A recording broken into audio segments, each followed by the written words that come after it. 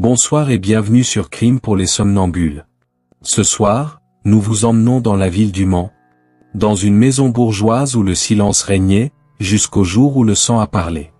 Entre servitude, repli et délire partagé, découvrez l'histoire interdite des sœurs Papin. Christine et Léa. Deux sœurs inséparables. Deux bonnes discrètes, fidèles, invisibles aux yeux de leurs employeurs. Jusqu'à ce soir de février 1933. Où la porte fut défoncée. Et où l'on découvrit l'horreur. Les corps mutilés de madame et de sa fille. Des yeux arrachés. Des visages méconnaissables. Et dans l'ombre, les deux sœurs, calmes, presque soulagées. Une histoire d'oppression silencieuse, de névrose à deux voix. Et de société aveugle à la souffrance des plus invisibles. Mais le plus troublant? Et si ce crime n'était pas une folie passagère, mais le fruit d'une mécanique sociale parfaitement vilée?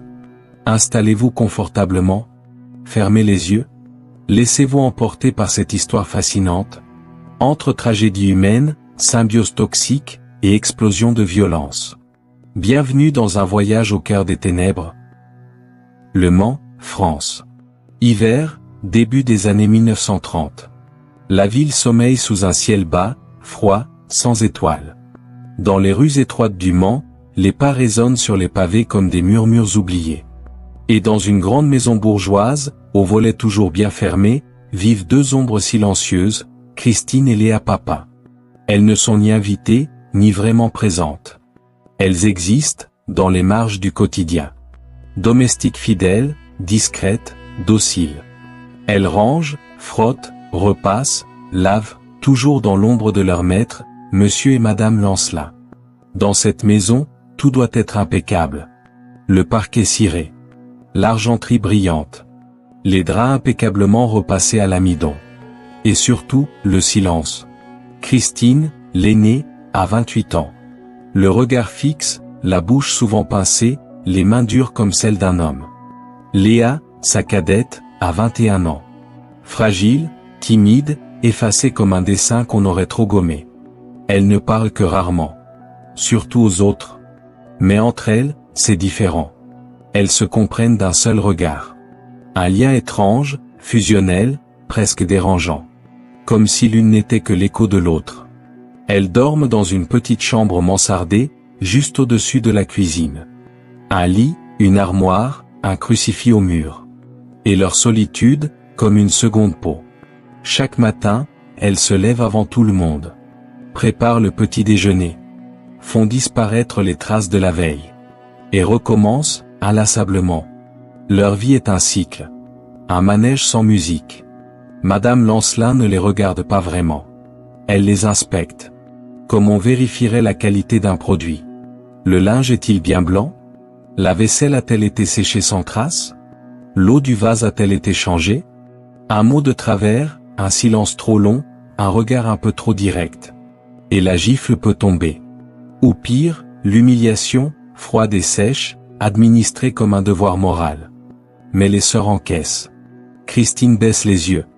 Léa serre les poings derrière son tablier. Et toutes deux se réfugient dans ce monde invisible qu'elles ont bâti ensemble, un monde sans les autres. Personne ne les connaît vraiment.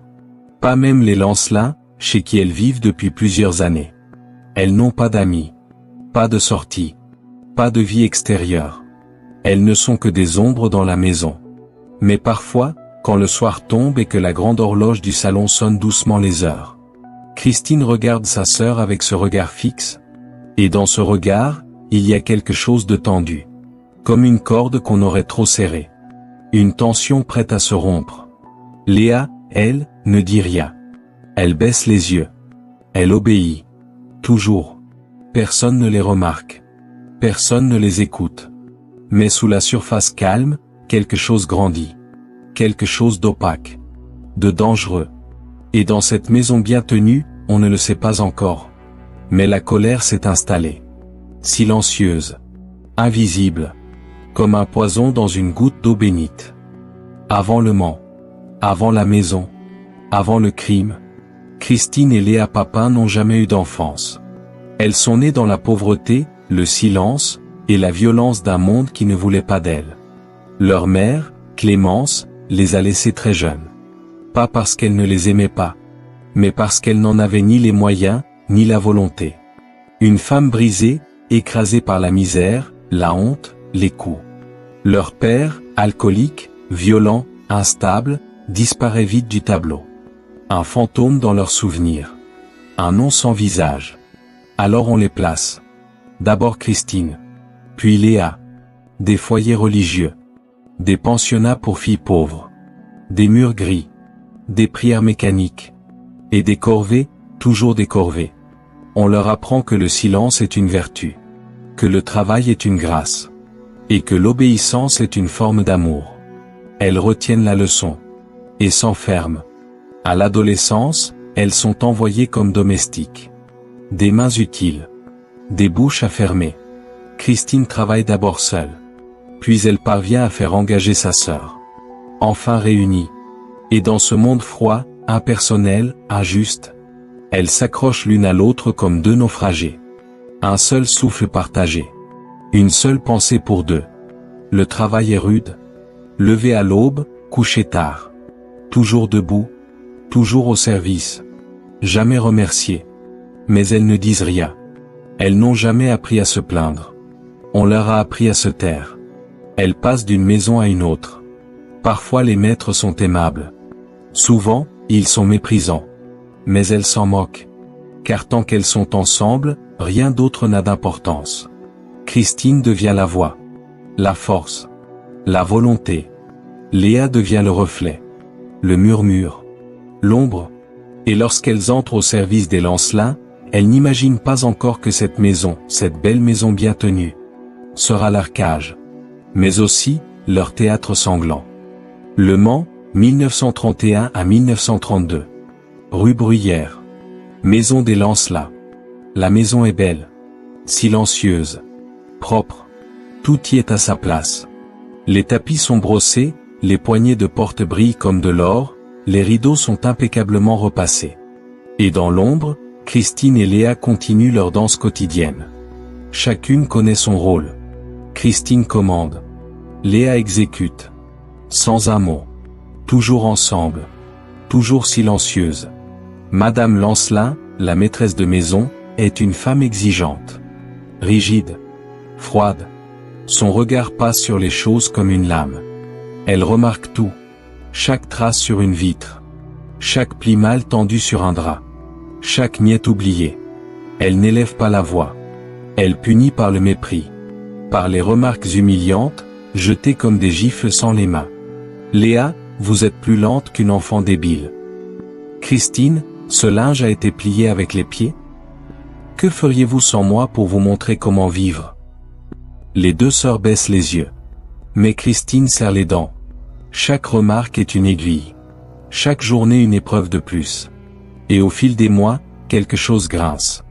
Un rien peut déclencher la fureur de Madame Lancelin. Une ampoule mal changée. Un repas trop chaud.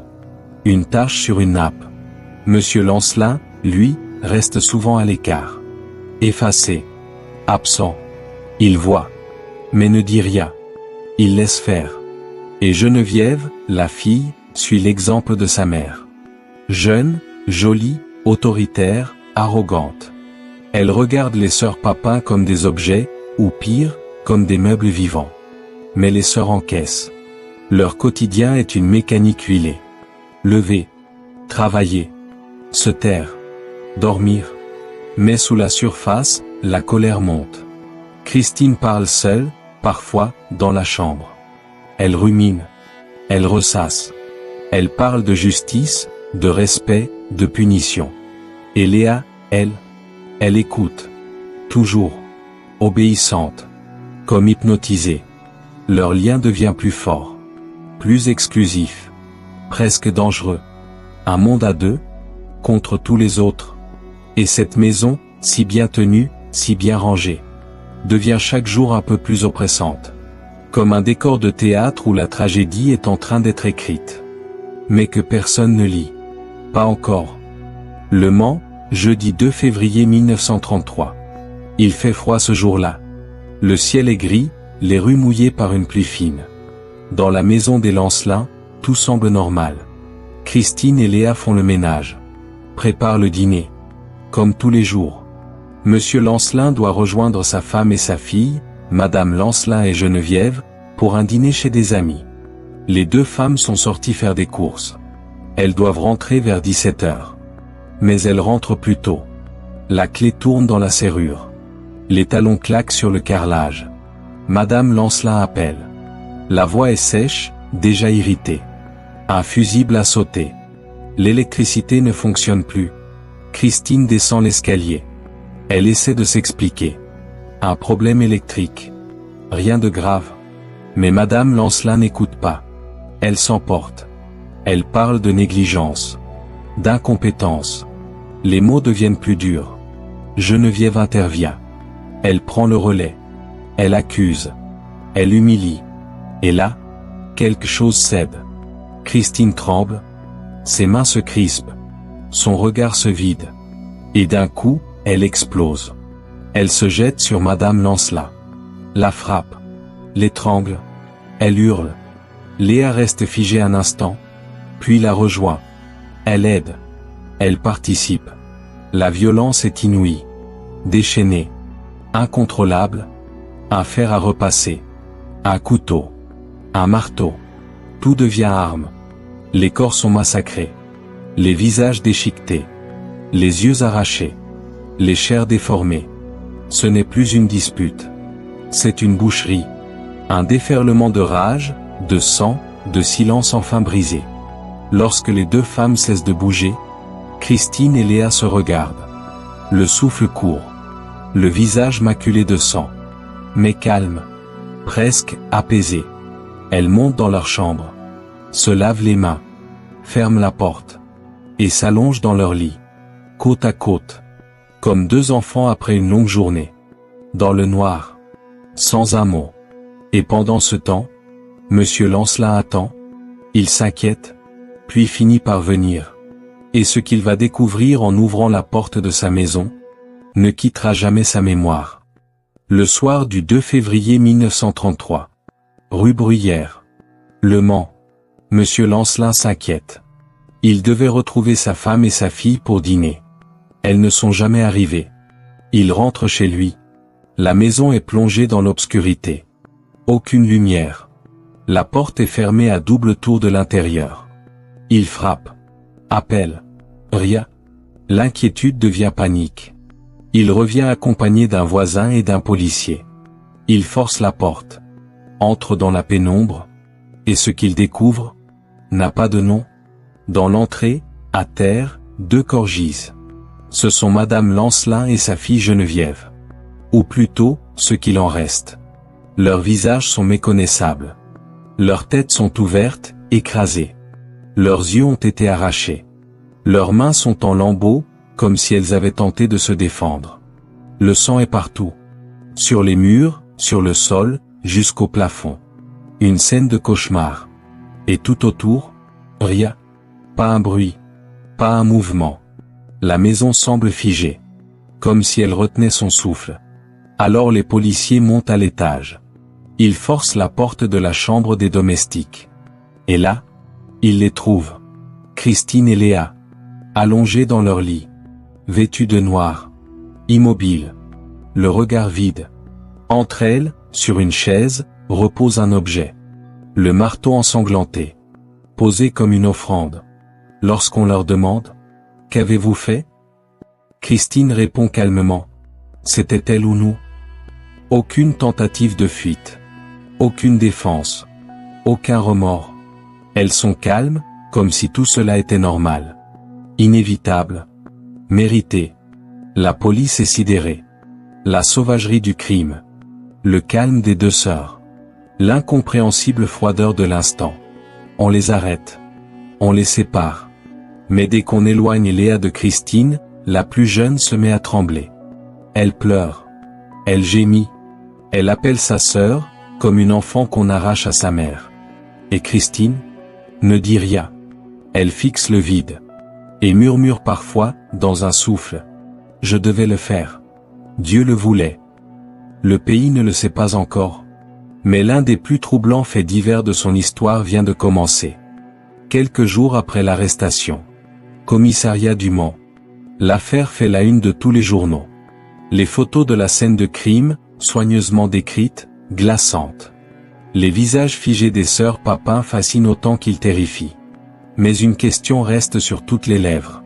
Pourquoi ? Pourquoi ces deux domestiques, sans histoire, silencieuses, soumises, presque invisibles, ont-elles commis un acte d'une telle barbarie ? La police, les juges, les médecins, tous cherchent un mobile. Mais ce qu'ils trouvent, c'est du silence. Un mutisme presque sacré. Christine parle peu. Et quand elle parle, ses mots sont vagues, déconnectés. Il fallait que ça s'arrête. C'était elle, ou nous ? Je ne pouvais plus. Léa, elle, ne parle presque pas. Elle tremble. Elle obéit.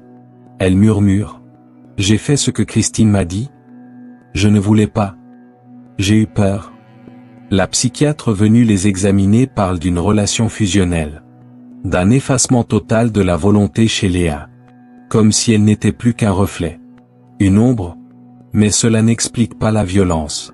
Leur avocate parle de conditions de travail inhumaines, de mépris, d'humiliation quotidienne. Elle évoque la solitude, l'isolement, l'abandon. Mais la société n'est pas prête à entendre cela.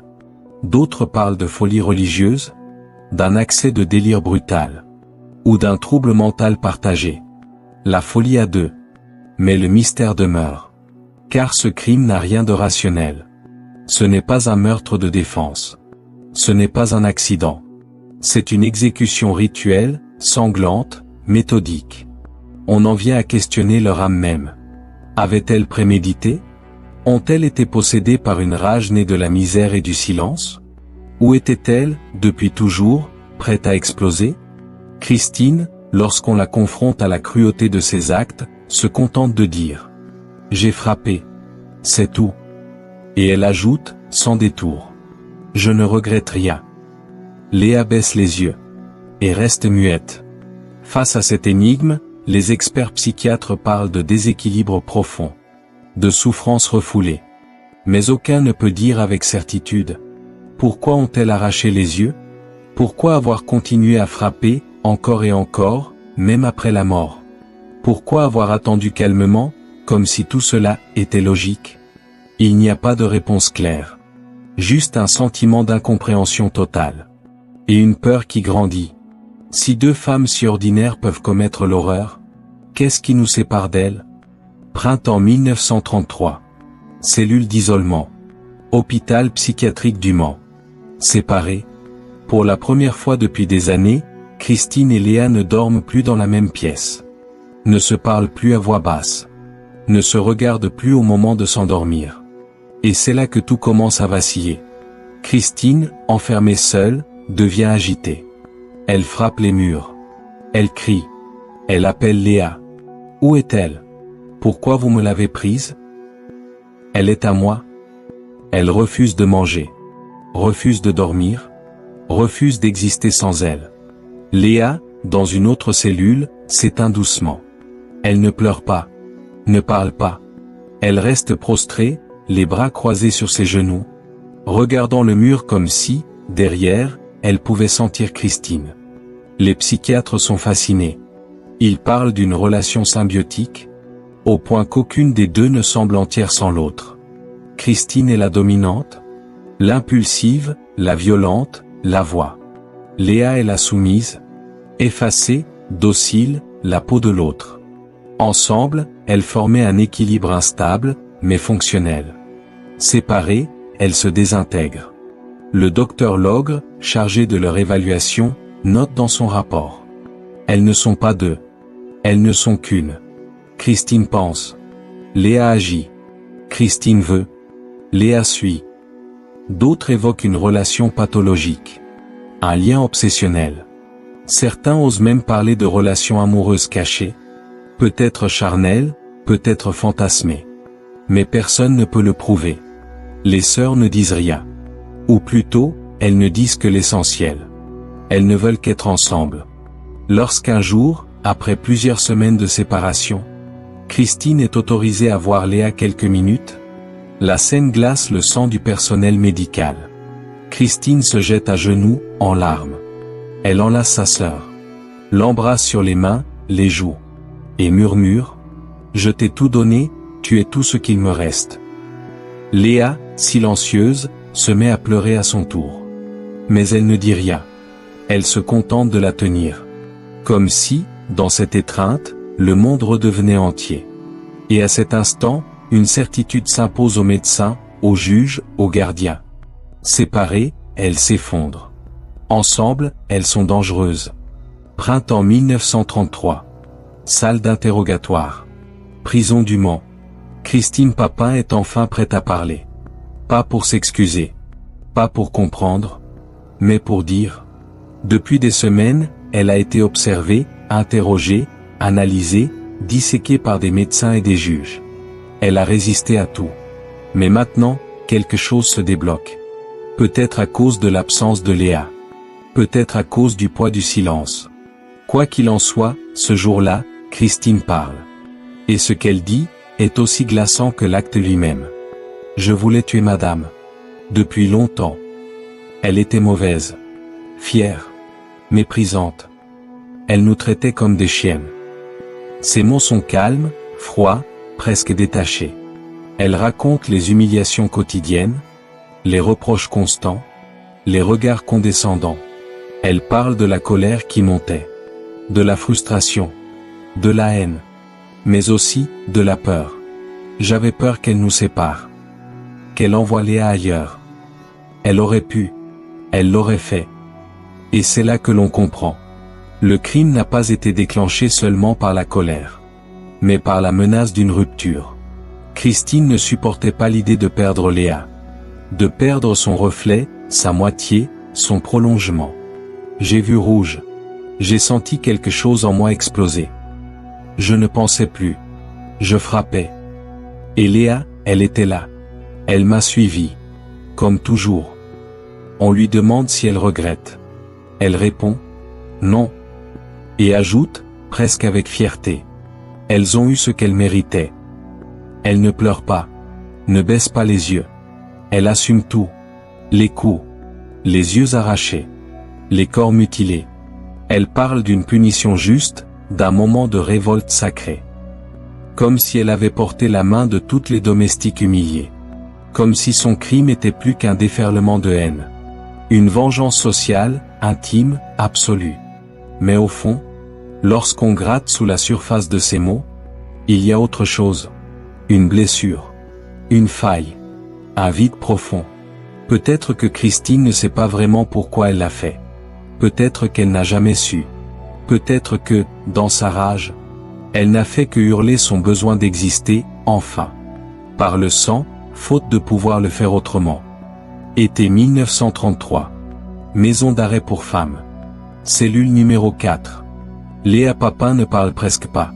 Depuis le jour du meurtre, ses mots sont rares, fragiles, fuyants. Elle ne regarde personne dans les yeux. Elle se tient recroquevillée sur elle-même, les bras croisés, comme si elle cherchait à disparaître dans sa propre peau. Les psychiatres tentent, les juges insistent, les avocats questionnent.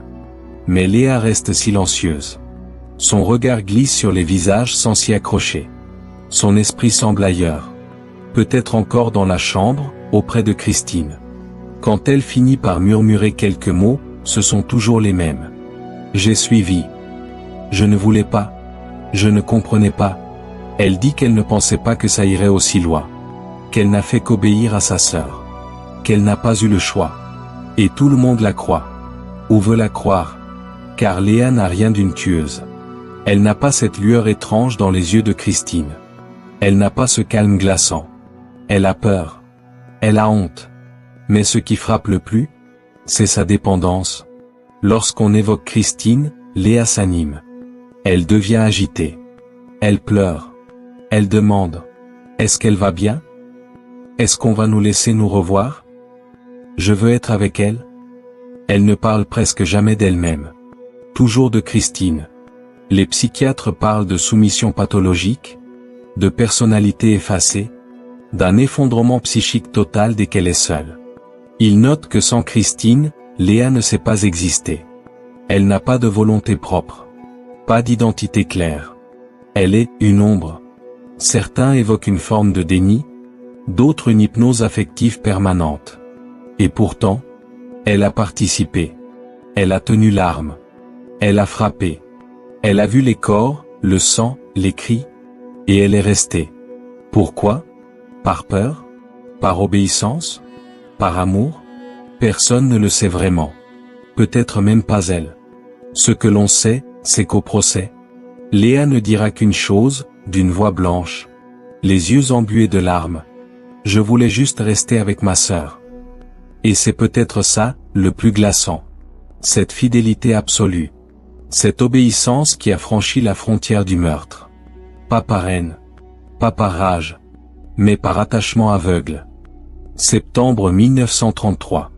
Tribunal de la Sarthe, Le Mans. Le palais de justice est assiégé. Journalistes, curieux, photographes, voisins, avocats, prêtres, intellectuels. Tous veulent voir. Tous veulent comprendre. Dans le box des accusés, Christine et Léa Papin sont assises. Christine droite, les mains croisées sur ses genoux.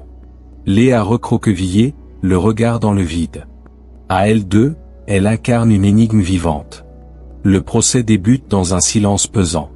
Et dès le premier jour, la France se divise. Pour certains, elles sont des monstres sanguinaires. Des domestiques devenus folles, des criminels sans cœur. Pour d'autres, elles sont des victimes. De la misère, de l'oubli, d'un système d'exploitation où l'on écrase les plus faibles jusqu'à ce qu'ils explosent. Les intellectuels de gauche, comme Jean Genet ou Simone de Beauvoir plus tard, s'empareront de l'affaire. Ils dénoncent l'hypocrisie d'une société bourgeoise qui traite ses domestiques comme des bêtes de somme. Puis s'indignent quand l'une d'elles mord la main qui l'abat. Le procès est théâtral, tendu, déroutant.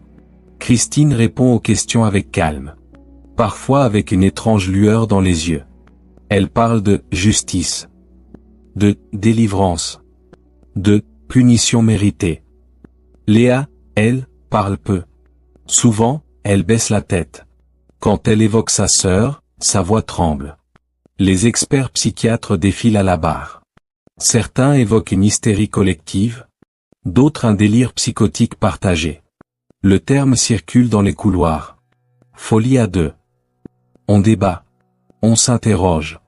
On dissimule à peine le malaise. Car ce crime ne ressemble à aucun autre. Ce n'est pas une vengeance simple. Ce n'est pas un cambriolage. Ce n'est pas une haine explosive. C'est un acte sans mobile rationnel. Un déchaînement absurde, mais méthodique. Et deux femmes calmes, qui ne regrettent rien. Le procureur réclame la peine de mort pour Christine. Il exige que Léa soit condamnée à une lourde peine, malgré sa faiblesse. Mais dans le public, des voix s'élèvent. Des femmes. Des ouvrières. Des mères. Qui voient dans les Papins non pas deux tueuses, mais deux vies sacrifiées. Le procès devient une affaire de société. Une fracture. Une révélation. Et à la fin, c'est à la justice de trancher. Octobre 1933. Dernier jour d'audience. Le Mans. La salle est pleine à craquer. Certains sont debout, d'autres assis sur les marches. L'air est lourd, les respirations suspendues. Même les journalistes cessent de gratter leurs carnets. Puis le silence. Et les mots du président de la cour tombent, secs, définitifs. Christine Papin, condamnée à mort. Léa Papin, 10 ans de réclusion criminelle. Un murmure parcourt la foule. Un frisson, une onde de choc. Christine ne bronche pas. Elle lève la tête. Elle fixe le juge comme on fixe une horloge qui annonce l'heure d'une fin déjà connue. Léa, elle, s'effondre. Elle ne pleure pas fort. Elle gémit. Comme si son corps, soudain, ne savait plus comment tenir debout. Mais tout le monde comprend que la vraie peine, ce n'est pas la mort. Ce n'est pas la prison. C'est la séparation. Dès le lendemain, les sœurs sont envoyées dans 2 établissements distincts. Christine est transférée à la prison de Rennes. Léa dans une maison de correction pour jeunes détenus. Et là, tout s'écroule. Christine refuse de manger. Refuse de parler. Refuse de vivre. Elle demande à voir Léa, encore et encore. Elle écrit des lettres qui ne seront jamais envoyées. Elle devient agitée, délirante, violente. Puis, catatonique. Elle est finalement internée dans un asile psychiatrique à Rennes. Son corps est là, mais son esprit s'est figé dans un éternel appel à sa sœur. Léa, de son côté, s'éteint doucement. Elle ne parle plus, ne pose aucune question. Elle devient l'ombre d'elle-même. Travaillant en silence, vivant au ralenti, comme si les 10 années ne devaient servir qu'à attendre. Le verdict est légal. Mais est-il juste ? De nombreux écrivains et penseurs dénoncent une justice hypocrite. On punit la violence, mais pas les conditions qui l'ont engendrée. On juge 2 femmes brisées, sans jamais juger ceux qui les ont brisées. Et puis il y a cette idée insidieuse. Et si la vraie peine, c'était simplement de les avoir ôtées l'une à l'autre ? 1937-1943 et après, Christine Papin n'est plus qu'un spectre dans les couloirs de l'asile. Les médecins notent une détérioration rapide. Elle ne parle presque plus, sauf pour murmurer le nom de Léa, sans cesse. Elle refuse de s'alimenter. Elle reste prostrée des jours entiers, fixant un mur invisible. Le 18 mai 1937, elle meurt de cachexie mentale. Un terme clinique. Mais derrière ce mot sec, la vérité est simple. Christine est morte de chagrin. Au moment de fermer ses yeux, une infirmière dira qu'elle a souri. Un sourire triste, presque apaisé. Comme si elle venait, enfin, de rejoindre sa sœur, là où personne ne pourrait plus les séparer. Et Léa, elle est libérée en 1943. À 31 ans. Mais de cette libération, il ne reste aucune trace officielle. Pas de lettres. Pas de photos. Pas de témoignages. Certains disent qu'elle aurait vécu discrètement dans un couvent. D'autres, qu'elle serait retournée chez des proches sous un faux nom. Des rumeurs évoquent une maison de retraite à Nantes, où une femme âgée, muette, passait ses journées à caresser un vieux chiffon, l'appelant Christine. Mais rien n'est certain. Léa a disparu dans l'anonymat, comme si elle avait effacé son existence à la sortie de prison. Comme si, sans Christine, elle avait cessé d'être. Et pourtant, leur histoire ne s'est jamais tue. Les sœurs Papin sont devenues des figures mythiques, des symboles dérangeants. Leur affaire a inspiré des pièces de théâtre, des films, des romans, des essais. Le manoir Lancelin, lui, a été revendu, puis rasé. Mais les voisins racontent encore, parfois, qu'on entendait, certaines nuits, 2 voix chuchoter dans l'obscurité. Toujours ensemble. Inséparables. Et si vous passez près du lieu, un soir de brouillard, et que vous entendez frapper doucement à votre porte, n'ouvrez pas. Ou alors, préparez-vous à écouter ce que 2 sœurs silencieuses ont encore à dire. Car certaines histoires, même baignées de sang, ne meurent jamais.